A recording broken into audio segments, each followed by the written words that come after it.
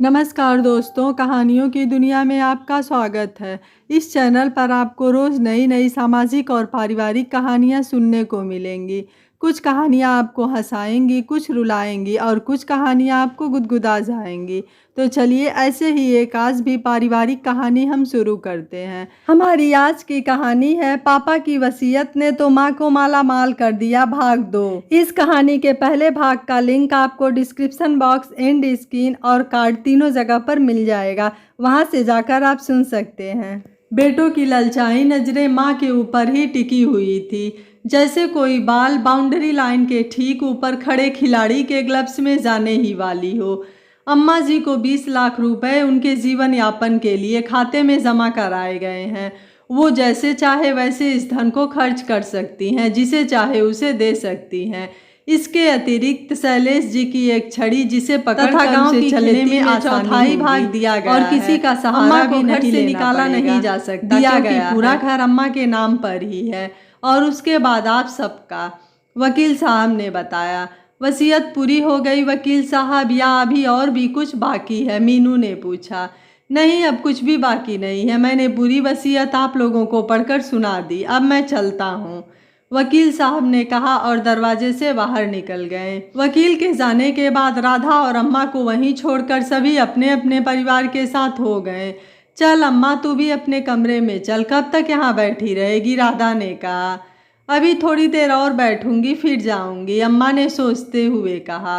अब सोचने को क्या रखा है अम्मा, जो होना था वो हो चुका, जिसको जाना था वो चला गया। अब ऐसे बैठे रहने से क्या बदलने वाला है? राधा ने कहा। तुम्हारे पापा की यादें भूल पाना मेरे लिए मुश्किल है। कैसे बात बात में मेरा मजाक उड़ाकर हंसते थे, और फिर मैं जब बुरा मान जाती तो कहते थे कि बुरा मत माना करो, बच्चों और बहुओं के पास तो समय ही नहीं है कि हम दोनों का हालचाल ही जान ले। इसलिए अब तुम्हारे साथ ही हंस बोलकर टाइम पास कर लेता हूँ, अम्मा ने कहा। हाँ जानती हूँ, पिछली बार जब मेरे घर बहुत बुलाने पर आए थे तब कह रहे थे घर में अकेले पड़े पड़े बोर हो जाता हूँ। कभी कोई आ गया तो समय कट जाता है, नहीं तो बस टीवी पर समाचार लगाकर बैठ जाता हूँ या अखबार में आंखें घिस कर उन्हें थका कर सोने चला जाता हूँ। और कह रहे थे कि पहले तुम निपट जाओ तो वो चैन से मर सकते हैं। बहुत प्यार करते थे तुमसे अम्मा, राधा ने कहा। कहते कहते उसकी आंखों में आंसुओं का समंदर बन गया, जिसके छींटे से अम्मा की आंखें भी भीग गई थी। हाँ जानती हूँ, मुझसे भी कहते थे कि बिमला बस मैं तुमको पार लगा दूँ, उसके बाद मेरा कोई भी काम शेष नहीं रहेगा। बच्चे अपनी दुनिया में मस्त हैं, उनका सब काम निपटा ही दिया है, बस तुमको उनके भरोसे नहीं छोड़ना चाहता। आगे भगवान की मर्जी, पर देखो ना, मुझे पीछे छोड़कर खुद अकेले ही आगे निकल गए। कहते कहते अम्मा की आंखों से आंसुओं की धारा बहने लगी। मत रो अम्मा, अब तो भाई लोगों का ही सहारा रहेगा। मैं भी कल अपने घर चली जाऊंगी, बेटी की परीक्षा सिर पर है, मेरा उसके पास होना जरूरी है, राधा ने कहा। ठीक है बेटा, तुम अपना घर बार देखो, मैं भी अपना समय किसी न किसी बहाने काट लूंगी, अम्मा ने कहा। आओ चलो, तुम्हें तुम्हारे कमरे तक छोड़ दूं, राधा ने अम्मा से कहा। ठीक है चलो, अब यहाँ और देर तक नहीं बैठा जाता, अंदर बिस्तर पर लेटकर थोड़ा आराम करूंगी, अम्मा ने कहा और राधा की बाहें थामकर उसके साथ कमरे में चली गईं। अगले दिन खटपट की आवाज़ सुनकर अम्मा की नींद खुली। उसने आंखों पर चश्मा चढ़ाया और दरवाज़ा खोलकर बाहर आ गई। पूरा घर माल गोदाम सा बिखरा पड़ा था। राजन, मोहित, पंकज सभी पत्नी बच्चों के साथ सामान इधर से उधर पहुंचा रहे थे। राधा पास ही अपने सूटकेस के साथ जाने के लिए खड़ी थी। अम्मा धीरे धीरे चलते हुए राधा के पास पहुंची और पूछा, ये सब क्या हो रहा है? कुछ नहीं अम्मा, सभी अपने अपने सामान को लेकर अपने अपने फ्लोर पर ले जा रहे हैं, उसी की अफरा तफरी मची है, राधा ने बताया। अच्छा, और ये जो सामान निकाल कर अलग रखा हुआ है, दीवान, सोफा, कुर्सियाँ, मेज, वो क्यों निकाला गया है? अम्मा ने जानना चाहा। अभी इसका बंटवारा होना बाकी है, सब कुछ व्यवस्थित हो जाने के बाद इसका और बर्तन का बंटवारा भी होगा, राधा ने बताया। उसके बाद क्या मेरा भी बंटवारा होगा? अम्मा ने आंखों में आंसू भरकर कहा। हाँ माँ, इसके बाद तुम्हारा भी बंटवारा होगा। दिन, महीने, साल के हिसाब से तुम्हें इनके साथ ही रहना पड़ेगा। ये तुम्हारे साथ नहीं रहेंगे, तुम्हें ही इनके साथ रहना पड़ेगा। मैं ये सब अपनी आंखों से नहीं देख सकती, इसलिए यहाँ से जा रही हूँ, राधा ने बताया। अकेले ही जा रही हो? कोई तुम्हें दरवाजे तक छोड़ने भी नहीं जा रहा है? वाह री दुनिया, तू कितनी स्वार्थी निकली रे, अम्मा ने राधा को अकेले जाते देखकर कहा। आज की दुनिया यही है माँ, लोग बस लूटने को तैयार रहते हैं। रिश्ते नाते बस पैसों के साथी हैं और दिल, जज्बात तथा सम्मान की कोई कीमत नहीं है, राधा ने कहा। चल बेटी, मैं तुमको तुम्हारी कार तक छोड़ कर आती हूँ। भरने दो इन नामुरादों को लालच से अपना घर, मैं साथ चलती हूँ, अम्मा ने कहा और राधा को साथ लेकर उसे दरवाजे तक छोड़ने चली गईं। कार के पास पहुंचकर राधा ने माँ को गले लगाया और उनके पैर छुए और फिर कार में बैठ गई। उसकी आंखों में आंसू थे और वो माँ को धन्यवाद कर रहे थे कि अच्छा है जो तूने मुझे पराया कर दिया, नहीं तो मुझे भी तेरे बंटवारे को स्वीकार करना पड़ता। कार चलने लगी थी। अम्मा की आंखों से आंसुओं का सैलाब बहा जा रहा था, पर आज न कोई उसे पोंछने वाला था और न मनाने वाला। अम्मा का घर उजाड़ कर बेटों ने अपना घर बसा लिया था।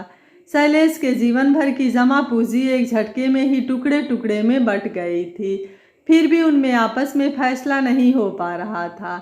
उनकी चीख पुकार ज़्यादा देर तक अम्मा के कान नहीं सुन सके। अम्मा ने दोनों हाथों से अपने कान ढक लिए और अपने कमरे में आ गईं। दूसरे दिन सुबह का मौसम अम्मा की सजा का फरमान लेकर आया। सभी भाइयों ने सर्वसम्मति से ये फैसला किया कि वो 4-4 महीने अम्मा को अपने साथ रखेंगे। सबसे पहले बड़े बेटे राजन के साथ रहेंगी, फिर अगले 4 महीने मोहित के साथ, फिर 4 महीने पंकज के साथ।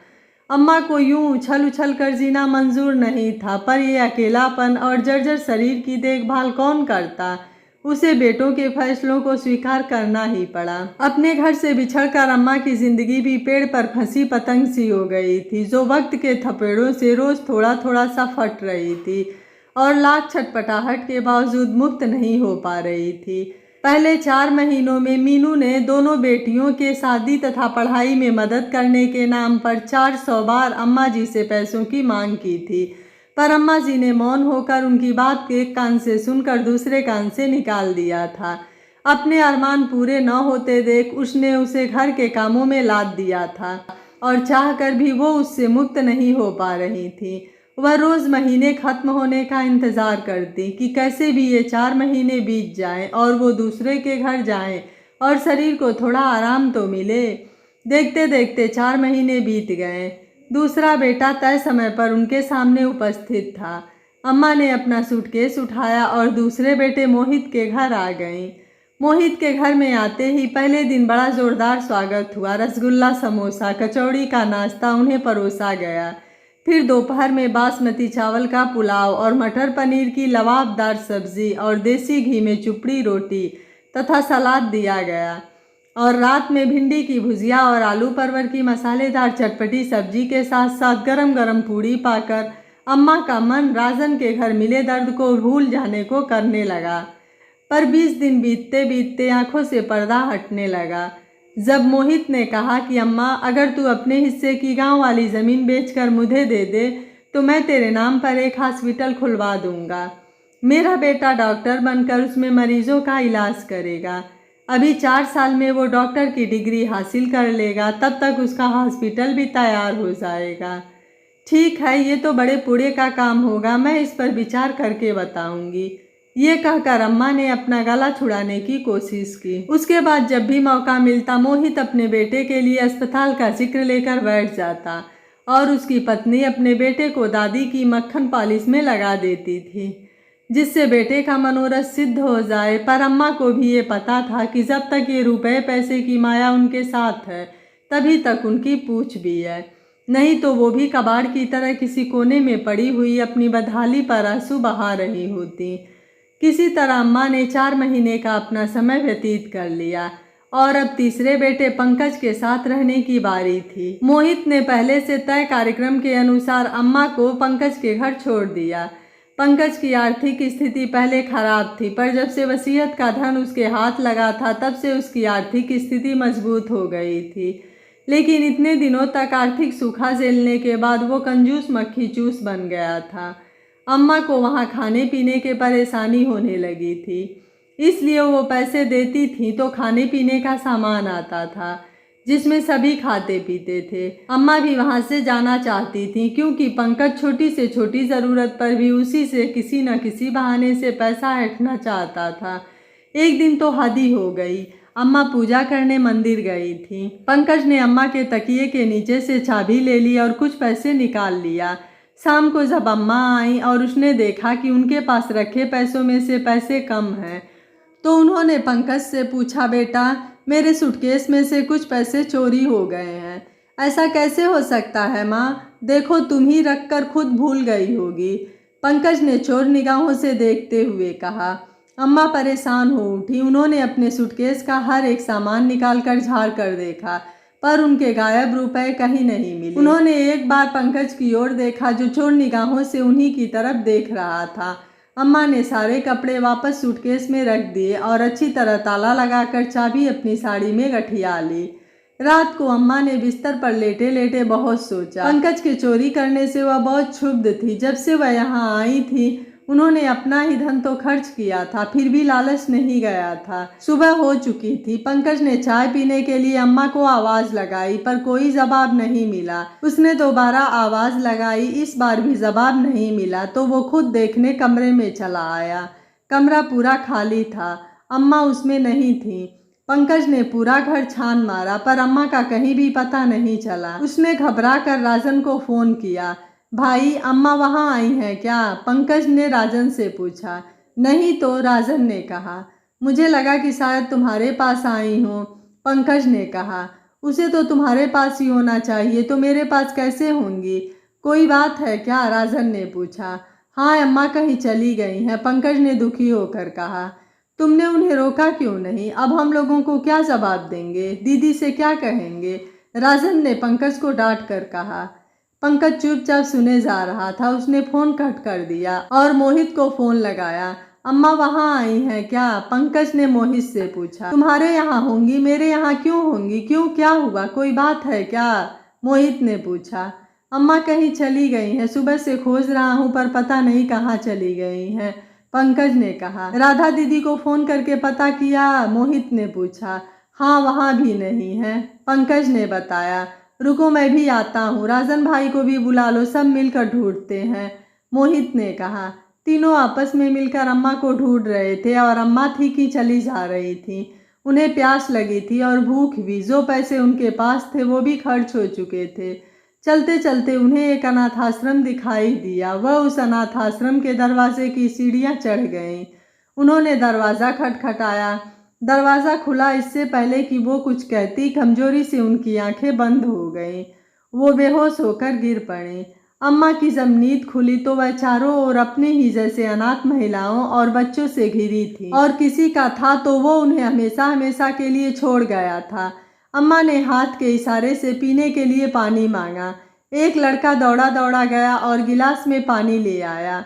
अम्मा ने गिलास का पानी पिया। तभी उसे सफ़ेद बालों वाला एक बुजुर्ग व्यक्ति दिखाई दिया।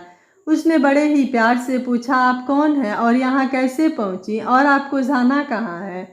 अनाथ बेसहारा हूँ, सहारे की तलाश करते करते यहाँ तक पहुँच गई हूँ।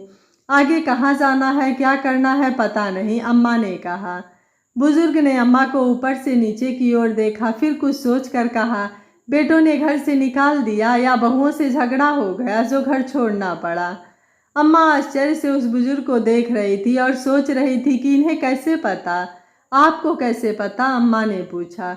वो देखो, तुमको खोजते हुए वो तीनों तुम्हारे पीछे यहाँ तक चले आए हैं, बुजुर्ग ने कहा। अम्मा ने पलट कर देखा। उनके तीनों बच्चे उनको खोजते हुए ही चले आए थे। आखिर वो उनका बियर चेक जो थी वो इतनी आसानी से उन्हें कैसे जाने देते? क्या अम्मा, बिना बताए ही तुम यहाँ चली आई? हम सब सुबह से ही कितना परेशान हो रहे थे, पंकज ने कहा। बता कर आती तो कुछ हो जाता था, जान रही हो जमाना कितना खराब है, राजन ने कहा। घर चलो अम्मा, मोहित ने कहा। मैं तुम में से किसी के साथ नहीं रहूंगी। मैं आज से अनाथ हूँ और इस अनाथ आश्रम में ही रहूंगी। कम से कम यहाँ अपनापन तो मिलेगा। 2 रोटी कपड़ों का जुगाड़ तो कहीं न कहीं से कोई भी कर ही देगा, पर तुम स्वार्थी पुत्रों के साथ मैं नहीं रहने वाली, अम्मा ने कहा। तो ठीक है, पापा की संपत्ति हम सबके नाम कर दो और जब तक चाहो यहीं रहो, नहीं तो ये आश्रम वाले ही तुम्हारा सब कुछ लूट लेंगे। हम सब तुमसे मिलने आते रहेंगे, राजन ने कहा। उन लोगों की बात सुनकर बुजुर्ग व्यक्ति मुस्कुराया।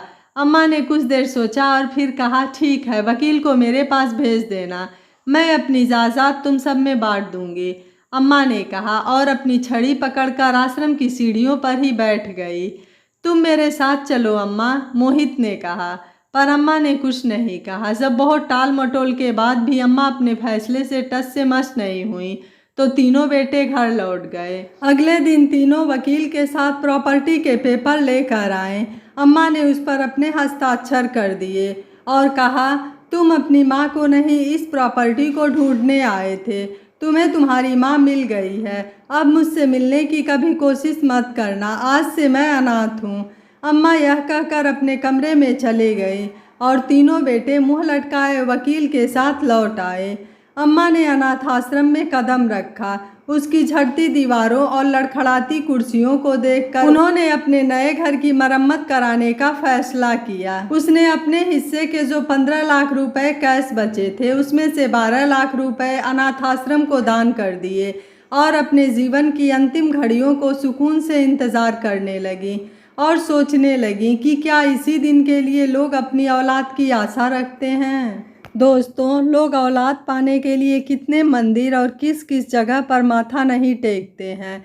अपने बच्चों को हर सुख सुविधाएं देने के लिए माता पिता अपनी जी जान लगा देते हैं और वही बच्चे माता पिता को कौन कौन सा दिन नहीं दिखाते हैं। शैलेश जी ने अपनी प्रॉपर्टी 4 हिस्सों में बराबर बांट दी थी, पर बच्चों को माँ से ज़्यादा माँ के हिस्से का मोह था। जिसके पास भी वह जाती थी वो उनके हिस्से के चक्कर में ही पड़ा रहता था। बिमला जी ने बहुत अच्छा किया। प्रॉपर्टी रूपी माँ को अपने बच्चों को देकर वह खुद अनाथ हो गए। जिन बच्चों के पास माँ की कदर नहीं थी उनके पास रहने का कोई मतलब ही नहीं था। यह कहानी आपको कैसी लगी, आप हमें अपनी राय कमेंट ज़रूर करिएगा। वीडियो पसंद आया है तो वीडियो को लाइक शेयर एंड चैनल को सब्सक्राइब कर लीजिएगा। Thank you for watching. मिलते हैं अगली कहानी में।